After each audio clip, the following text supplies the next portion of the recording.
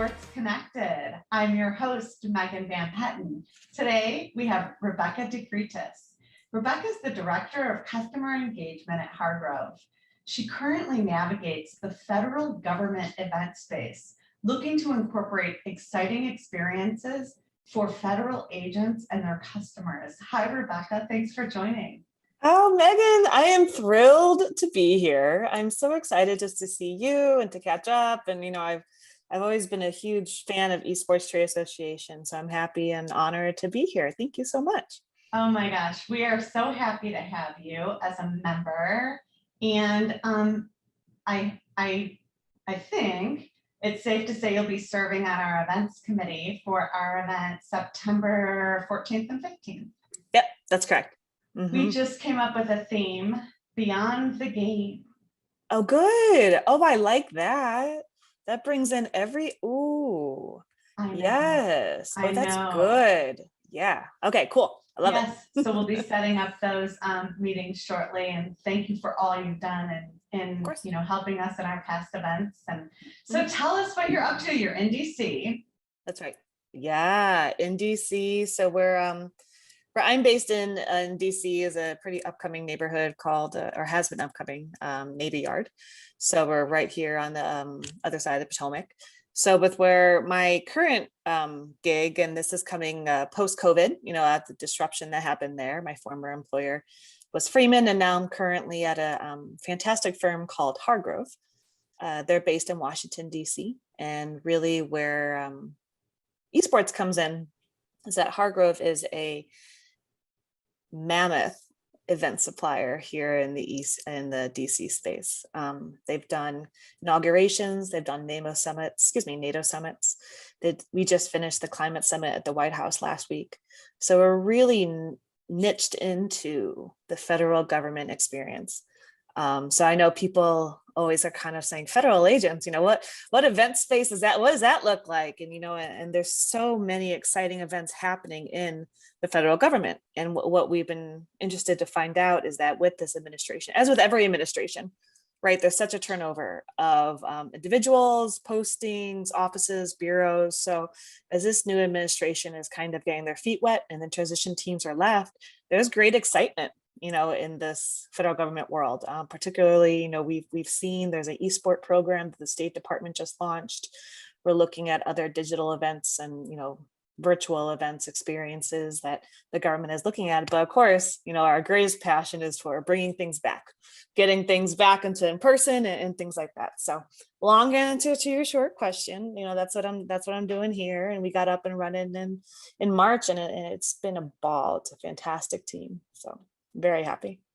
I've always enjoyed talking to you, and one of the things I know is that there's no event too large or too small. I don't actually know many people that own the title.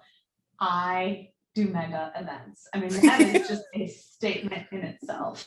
Yeah, I think that's where where my prior work at Freeman was vice presidential debates and conventions and trade shows. And, even before the space that we're seeing now, the space is very noisy right now as people are reemerging.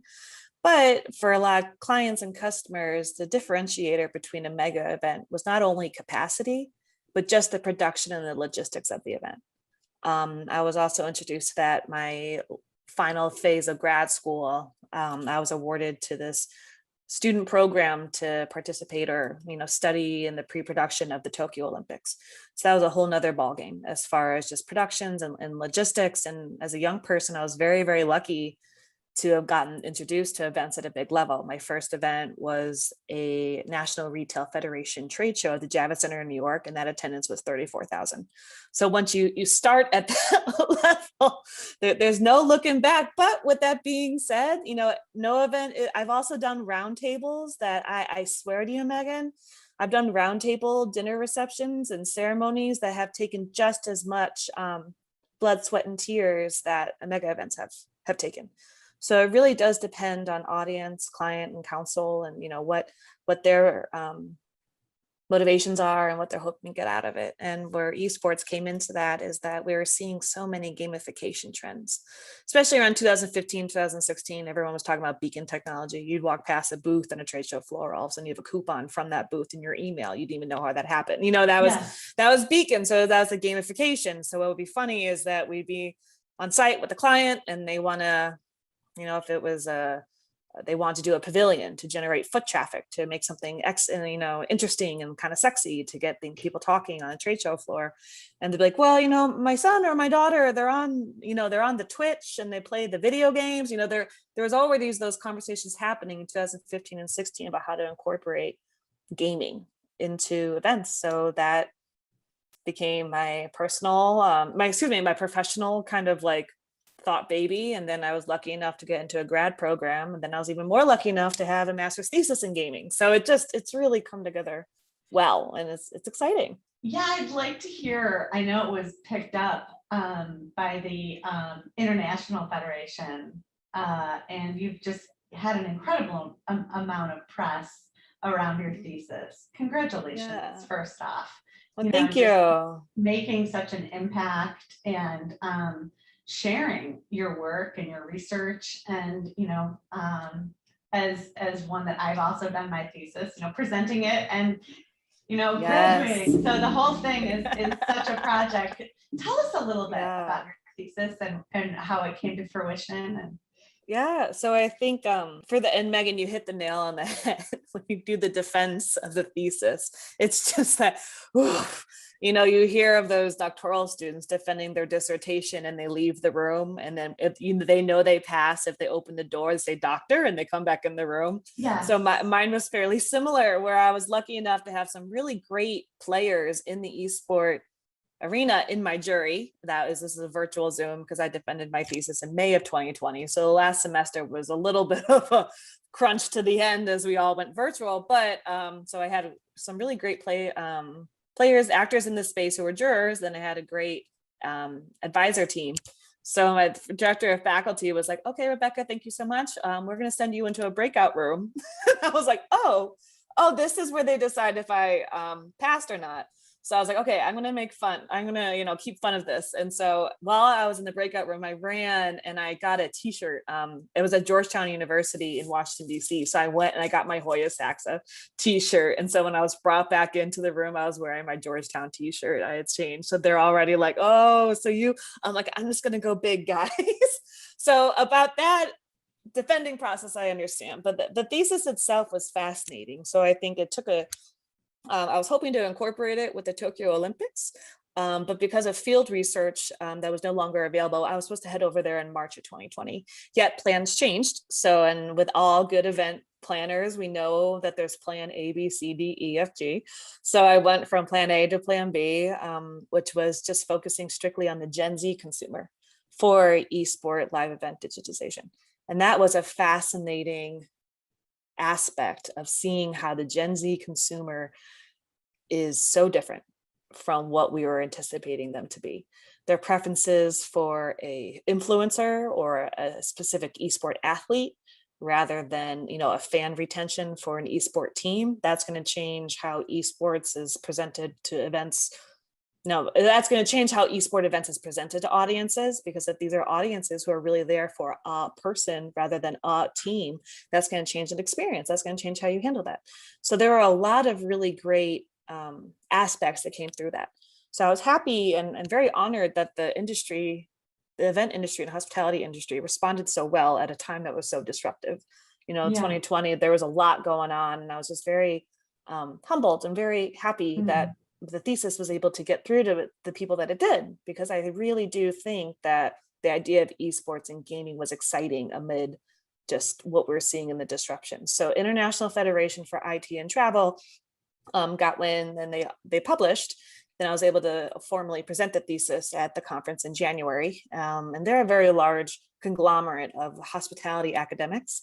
So that was a great opportunity for me to show up and be, okay, guys, I'm not a doctor by any means, and I'm really an event planner who just is here, and I'm so thrilled to be among you guys. It was a fantastic experience, and the data was really fascinating as far as Gen Z consumers reacting to esports and gamification. Because what we see is that can so easily translate to digital, virtual, hybrid, and live events, in the way of their preferences, how they spend their money, disposable income availability, what is their, preferred platforms and things like that. It's incredible. Yeah, still is. I know. I just, and just to bring it back a little, my favorite event planners that have their masters in hospitality, there's just something different. It just the heart of the work, when the heart, when your heart is just poured in to service. I always tell a story, and it happens to me at every event, and every time I'm on a flight or before the event with my team. There's a moment, whether the event is 1 day or 3 days or 7, where you're walking through the event, where I'm walking through the event, and it happened. And it's just that magic that we did it again. Yeah. Every event I've ever done, I get the chills when I talk about it. I've done dozens and dozens and dozens over many, many, many years. Great. Yeah. And tears come to my eyes, and I'm just like, because it just takes so much. Yes. And it hooks you. And I think it hooks you. And I think it hooks you in, and it kind of, it feeds that fire of, it's almost, it's almost not similar, almost like giving birth, where you forget the labor, because once you see the product of a beautiful baby, product of a beautiful child, that you're like, oh, this is incredible. You're like, I can't wait to, have another one, to do another one. And I think that's where, when I originally came to DC, I had, studied in international affairs and politics. I had lived in China. I was specializing in Sino-American relations. And I was like, I'm going to work at a think tank in research. And then I remember, I shared this in another podcast, my first boss was like, we can't have you behind a lap. We can't have you behind a computer. It's a sin. You got to be out among the people. So I kind of fell into events in DC, and it hooked me, completely hooked me to your point. Exactly. Yeah. And I would like to say furthermore that it's such an incredible honor to do an event. And the team connection is another thing that's beyond words. Yes, absolutely. And I know that's where, I met John Davidson, right, through a very good friend of mine, Danny Hardman. And I originally met him long time ago. When I was his client, and then I ended up coming to work at his same company. And then because the company was switching buildings, we ended up sharing office. And then because we shared an office, like you become work family in that way. So then you learn the streamlined approach of getting work done, because you do know your coworkers so well. And you do have a wide range of coworkers, in events, it's very, especially esport events where you have so much technology to set up, for AV. You have people who are traveling from rotational events from Vegas to Orlando to Seattle to Chicago to DC, then to New York. You're just one stop on a 12-show tour that they're doing, and a lot of the AV men and women are so good at what they do, but they have very little time. So you have to be ready to be like, okay, this is what I need. This is what I need. When boom, done. And then you have a client who might need a little bit more hand-holding, a little bit more massaging in the way of what you want the event to be. And that's a totally different communication style. And then you're probably on site approving signage and branding for another show that's moving in next week while you're producing this show. It's a whole nother world. But once you understand the language of it, and once you have the good people that are next to you kind of in the trenches, you cannot not walk away. You have to be there. You have to see it through. Absolutely.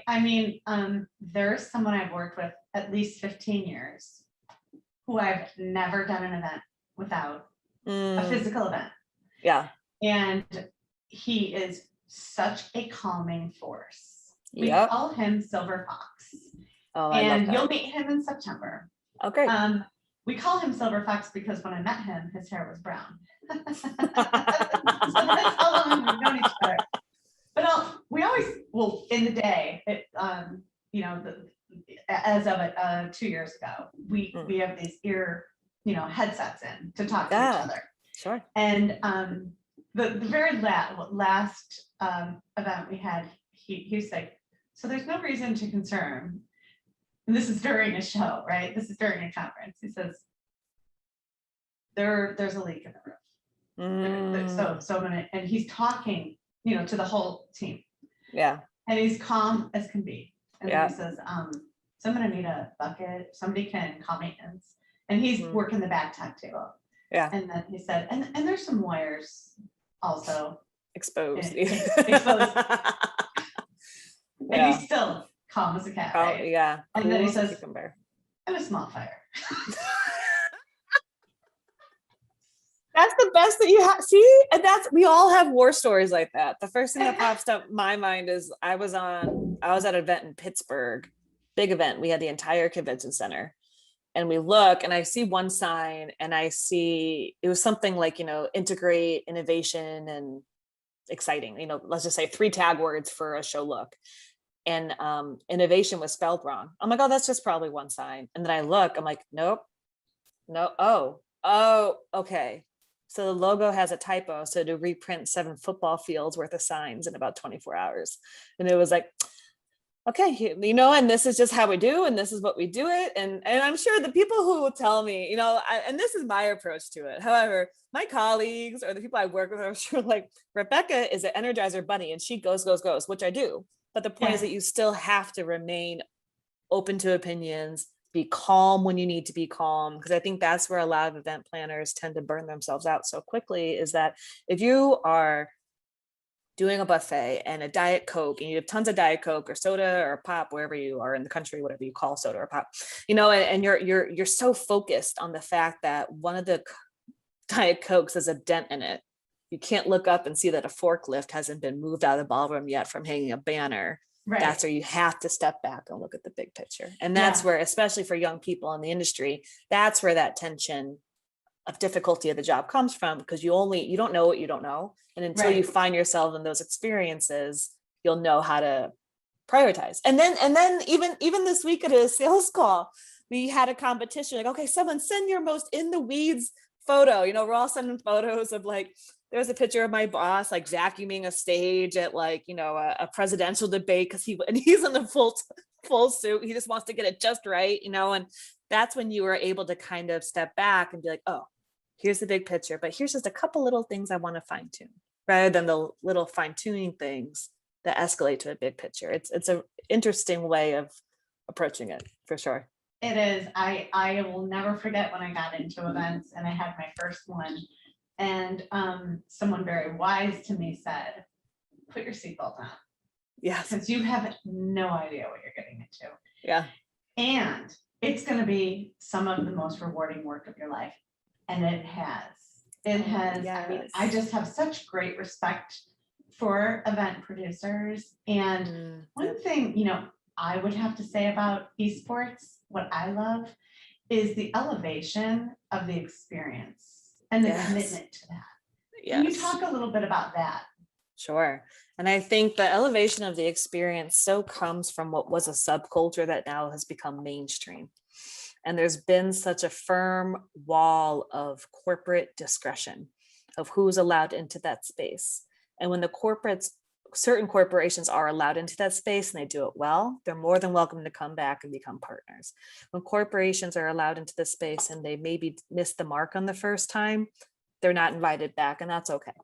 And I think that's where esports, the idea, the concept of esports as a platform, especially as, event revenue, or if we want to get into, more fiscally related topics, that's where it gets it right, because you elevate the experience in a way that we have never seen before, in a way that maybe has always been there, but now with the technology explosion of 2020, we see it and experience it. So if you are, Washington, D.C., I talk about the Washington Justice all the time. I know I prefer Overwatch as a gamer, but I also just really enjoy the team itself. And so if you're following Justice on Twitch, right, and then the anthem or, the studio or the arena opens up in DC, you get to go to DC and watch alongside the people that you've been streaming alongside with throughout the whole pandemic. That's an elevation that would have been a marketing campaign about 5 years ago, but now it's organically happening because Right. esports provides that platform. How cool is that? It's So just beyond. It is. And I think that's where, we're really excited to get into that space and provide those type of experiences to those consumers and introduce, how people who wouldn't have considered gamification, either too young, too sexy, too hip, too expensive, to whatever, or not enough, right? On the other side, like that's where we're excited to incorporate that to our clients and customers out there and just be like, take us along for the ride. The world is waking up and we're waiting there with a cup of coffee saying, we missed you. Let's get on back to work, that type of thing. So Yeah, that's what we're shooting for. It's always exciting for me to talk to, an event executive like yourself and, such a proven event executive. Tell me what you think about how virtual's been the last year. The good, the bad, the ugly. I don't want to belabor, the COVID topic, but I would love to hear, your take on what the future looks like for us, how we're going to incorporate virtual and what your opinions are. Well, and I think what's really interesting is that, esports had already kind of set that standard as far as studio hybrid. So what we're going to see is a lot of permanent studio installations that would be broadcasting from a home network, or a home office, network, whether it could be a smaller convention that would have a studio broadcasting to the larger groups of people who otherwise would have traveled to that convention, but maybe not this year. And virtual provided the virtual events that we were in last year provided that type of innovation. It pushed people to innovate at that level where esports had been, we've had shoutcasters forever, you know what I mean? And so that it's pushed us to that level. Now, as far as the virtual event, the good, the bad, and ugly of virtual event, we've all been wowed by some virtual events. I know I have some completely virtual trade shows I was wowed at. And then there's also been some virtual events where I just want to reach for the screen and be like, can I help you? Let me help you. Like, let me be the traffic controller behind the scenes, like pushing people into breakout rooms so you don't have delays or things like that. The finances is another conversation, right? I think there are two camps in saying that virtual events are not financially sufficient in the way that you create a customer retention that's necessary to have the revenue. But then there's also virtual events out there that has a much more like social media platform where it's like, if you do an Instagram live, or if it's very hard to compare for finances. It's totally relative on the company's situation or the firm's situation. But however, everyone can agree that the virtual experiences that we've had in 2020 have really led to some incredible innovation as far as creating, customers and their expectations, outside of 2020, their expectations of what it means to surprise and delight a customer has completely changed.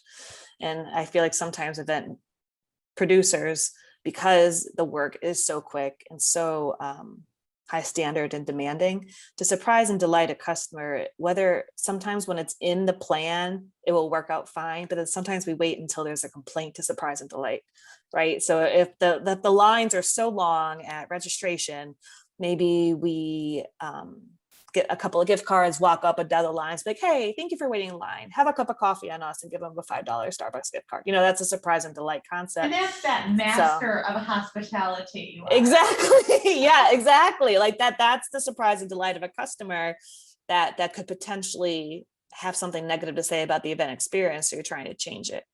Now with virtual, that expectation of the customer, they don't even get to wait in line to registration anymore. They're already waiting for their $5 Starbucks card and they haven't even had a bad experience. The expectations are so much different now. Yeah. And it's not a good or a bad thing at all. It's just, they're just different. And so how do you meet them? Yeah, absolutely. I have a funny story. When I defended my master thesis, I remember when they opened the door and they say, doctor. Yeah. I remember when they opened the door, I said, master? Please. So, and Yeah. they chuckled. They were like, what? So what are you saying? And I was like, well, and I was joking, Mhm. but I was like, can I go by Master Megan now? Like Master Van Petten, like what the heck?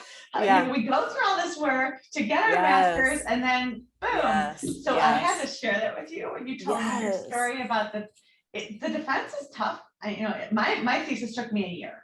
Yes. Yeah, exactly. And I think the defense is tough. And I think there was the hospitality, because there was at the time hospitality, it's leveling out now, but March, the last 4 months, March, April, May, there's such a disruption around it that my professional life was very difficult in handling that in combination with the academic life, because I was full-time at both. So I think when it came to May, I had the light, if you will, of using my professional disruption to really accelerate my academic data about digital events and esports, because we were physically seeing it happen right before our eyes. We 2 weeks, I can't remember the days. We all have our dramatic stories. I can't remember. It was something like a week or 2 weeks before we were supposed to go to Tokyo. Everything got called off. Like, it just was very, you had to be that pivot. And then all of a sudden, Georgetown's graduation was called off. And as masters, especially as professional master students, we're like, okay, we got this, we move on. But then I was thinking about these doctoral students who were there like 7, 8, 9 years of grants. I'm like, you want that moment for them to walk it. So, and that's where, Georgetown did a really cool virtual event, and they were able to incorporate, everyone in their own different pod about, what the year has meant. And it's a Jesuit school. And so they had it was multi-religious. So they had a rabbi read Psalm 23. It was one of those moments of like, whew, we got through. And it was needed at that moment, right? For sure. But then what was so cool is that this adds to the expectations of the consumer, and I'll use my own virtual graduation party, is that my family and my friend, like my people, hosted a surprise virtual graduation party for me. So right after they read Psalm 23, all of a sudden I'm dropped into a Zoom happy hour and 30 faces pop on the screen. And my cousins from New York send a bottle of champagne using Drizzly. So it was just like bump, that's exactly the type of experiences that people are looking for. It was a great, great moment. Definitely. Wow. What a great story. It really is. Yeah. Because we want texture and color and beverage or food or fitness or stretching, and wellness is going to be huge. Wellness. Yes. Yeah, absolutely. I really hope that we incorporate a lot of that in our we're right now planning through our sessions. Yes. Beyond the game, and I hope they cover. I hope they choose some wellness. We did have some think tanks already around that. So I've never sat so long, so I do now. I have a stand desk. Oh, good. Oh, you're one step. You're beyond. I need to get to that standing desk, because it's true. Like, there was one time I remember I looked at my phone. I was talking to my partner and I was like, well, I've done, 63 steps. And he was like, 6,300. I'm like, nope, 63. I can see it right here. I've done 63 steps. It's just like, this is a cry for help. We got to incorporate health and wellness into what we're doing here. Absolutely. Yes. So I'm hoping we can get a little bit more interactive. I'm really looking forward to bringing everything we've learned the last year to our September conference, and so excited to be part of it.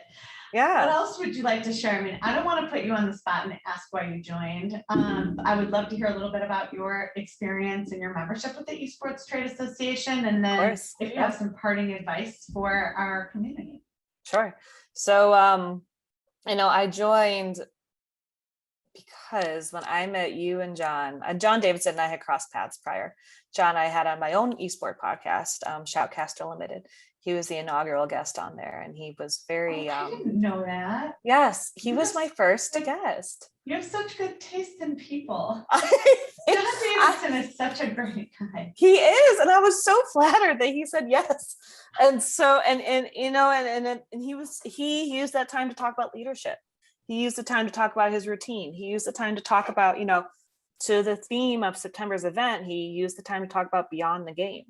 And I think, you know, there's some clunks and some, you know, boo-boos on my end, because that was my first podcast and I was trying to get my head around it. But John Davidson and I met, and then he introduced me to ESTA, introduced me to yourself, MVP.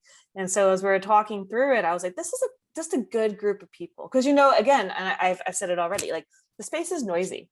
You know, it's a noisy space. Everyone wants a piece of the pie. So once you align with kindred business minds, it's such a rare opportunity. And I felt like I had that with you and John, and then also with the people who I was meeting in the rooms, meeting in the breakout spaces, meeting in these sessions where we're all just kind of in the room saying what we're up to. Some people have the virtual background of the companies they are. Some people have the virtual backgrounds of the companies they want to work for, you know, and the diversity of membership.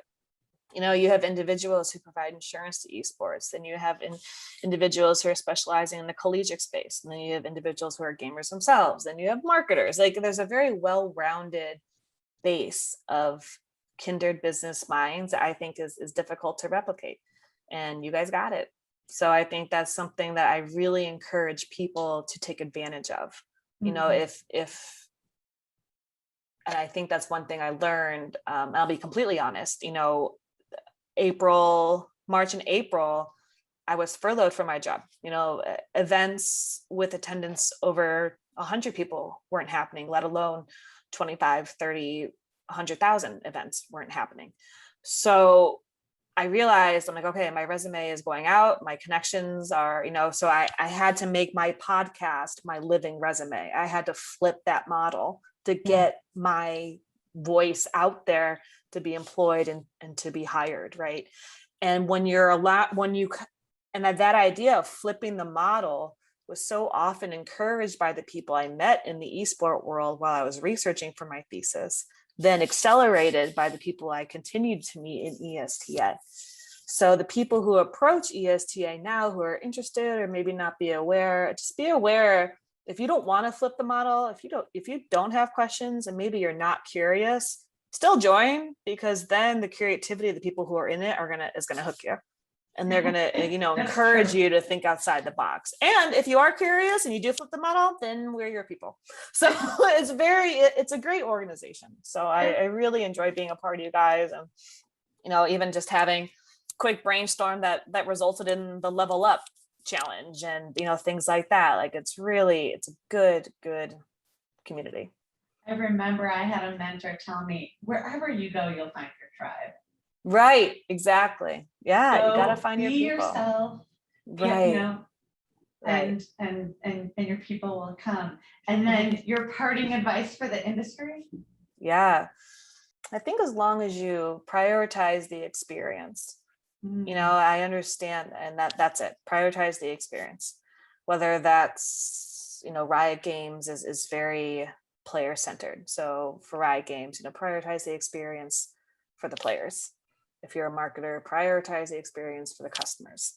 If you are a self-owned business, prioritize the experience for yourself so you don't get burnt out. It's so much around the lines of, you know, I keep referring to 2020, but we are emerging into a new business scope of how socioeconomic shifts of diversity and inclusion. All of a sudden, you know, companies are learning, you know, where their gaps were in the past that left several large groups of individuals not incorporated, not feeling heard, not feeling prioritized. So prioritize those experiences for them. So it's that's the simplest way, I think, just prioritizing the experience. You know, that's it, right? Because you want to keep people happy, not for the sake of, you know, the happy people spend money, but also happy people just provide good experiences. You know, it's a circular economy in that way. Experiences are priceless. I mean, and you can't buy a beautiful experience. You really No, can't. ma'am. You have to No. be the Exactly. experience. And I've enjoyed the last two events we've had that were virtual, and I am just itching to get together with everyone again. We have had member meetups here in Chicago with community. Oh, I know. how lovely. Before COVID, and I truly can't wait to get together with everyone and in September and have you join us. And you really, make us better, and one person at a time, is how we've built our community. And we're just so honored to have you and having you in service with our events committee and everything you've already done and continue to do. So thank you so much for joining me today. And I also saw your parting word was flexibility. Oh yeah, that flexibility, prioritize the experience and flexibility. Let me add that on. I saw that. People do words of the day all the time, and I haven't heard flexibility lately. And after talking to you and even getting to know you more and getting connected through the show, I could totally just feel your commitment to flexibility, and it's so cool. Absolutely. I mean, absolutely. Because I think even with, I've started this position at Hargrove, and it's a brand new position and no one has had it before. So the flexibility of meeting the market of where it is a necessity, and meeting and creating the flexibility of where we can bring these experiences to our clients, whether we introduce ourselves through an education cycle so they know about us. We are so into the political events in DC that flexibility just remains so big in my brain, only just because with the procurement process and the government contracting process and codes and individuals, flexibility is necessary to get the job done. And also just make sure that you keep a correct perspective. How often do you miss? I know I've missed things just because I went with my own opinion, and opinions aren't facts, right? Sure. And so as long as you keep open to flexibility, you keep open these awesome lessons and experiences that you can owe yourself, so flexibility is key. And also just flexibility in the physical body. We got to keep those joints going. We've been sitting in chairs for 14 months, we got to do some yoga. Exactly. As we both start adjusting, we got to make sure that we stretch. We do. And get those steps in. Yeah. It is always a pleasure. And thank you so much for being a guest, Rebecca. Rebecca de Freitas. It's an honor. Thank you so much. Oh, thank you, Megan. Happy to be here. Thank you.